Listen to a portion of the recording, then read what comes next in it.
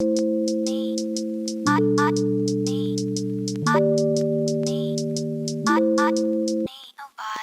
hello there, I'm Détroit. It's drawing time. I'm gonna draw something with ink in my sketchbook and you're gonna watch it. At the same time, I'm gonna talk. What is the topic of discussion gonna be? That's a good question. I'm afraid I don't have the answer, however.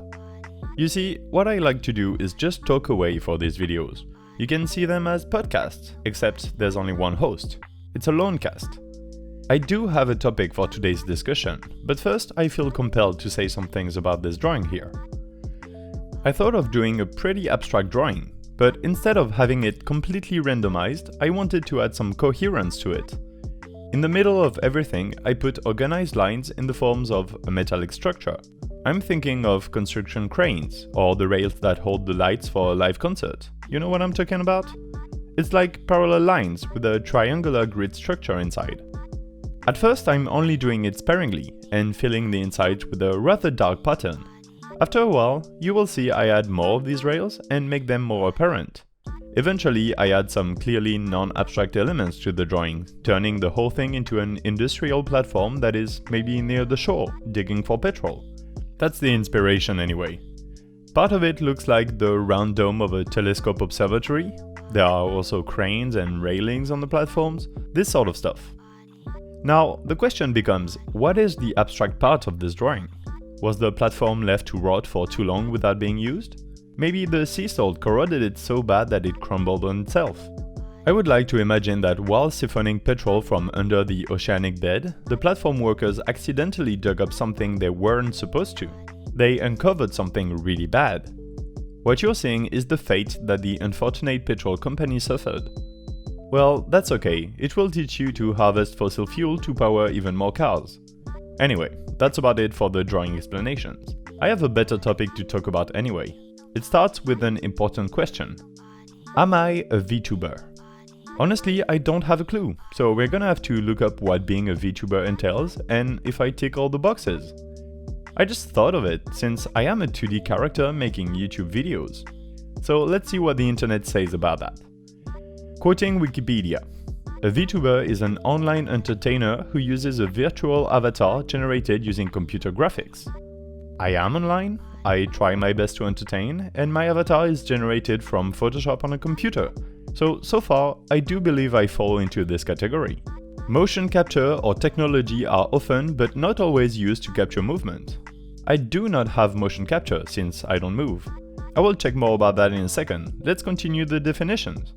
A bit later, the Wikipedia page says, characters designed by online artists. Alright, one more tick.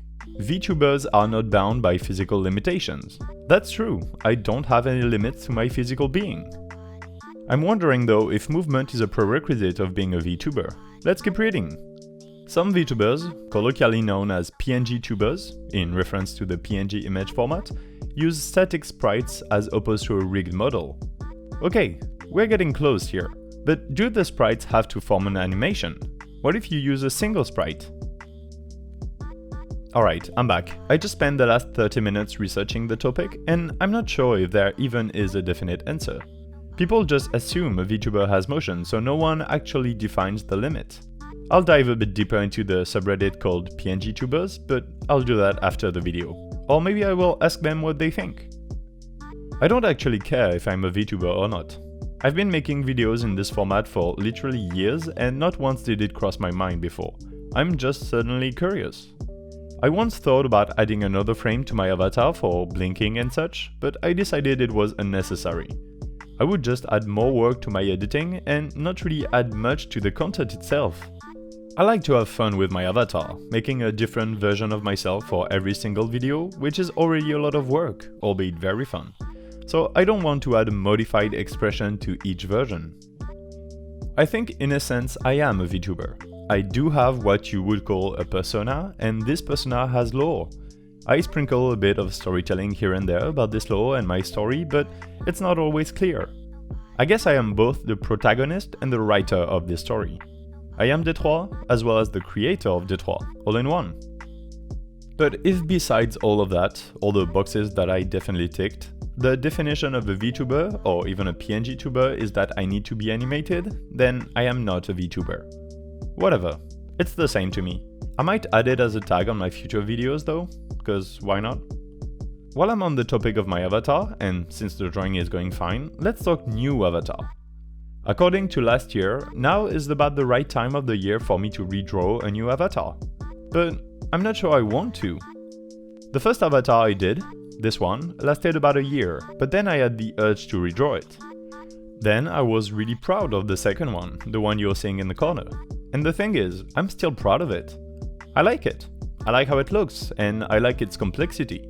Since every video I changed the details of it, I couldn't make it too hard to change. It needed to be simple enough to add elements, or move the eyes around, add a hole and such, but at the same time, this avatar is nicely rendered. Basically, I'm not sick of it yet, and I'm not sure I can top it for the time being. So I will keep this avatar for a bit longer. If at some point I want to change it, I will. I don't want that to happen at a definite moment, like every year. I am, however, starting to struggle to make variations on it. For the first avatar I used, I made 87 different versions. This second avatar, I made 93 of them. I mean, I have thousands of ideas for versions I can make, but it's gonna start making less and less sense compared to the particular video I will use it in. There is only so many topics I usually cover in my videos, so we'll see. A new take on my own face would allow me to draw the same variations again, reuse ideas when they fit the topic or the drawing I'm making. I don't know, I will see if I make a new one or not. Eventually, I'm sure I will. I will need to change the art style a bit, but I can't make it more realistic, or else I will start making an auto-portrait, which is not the point. That will be the end of the discussion for today. Let me know in the comments if I am a Vtuber or not, and if I should redraw my face. I hope you liked this drawing, I definitely did. I'm gonna draw some more mechanical looking semi-abstract thingies in the future, so subscribe for more of that. Check out my Insta for all my drawings and my Twitter if you want me to draw you. In the meantime, you can click on the video that will appear in like 5 seconds. I'm Detroit and I'll see you soon. Bye!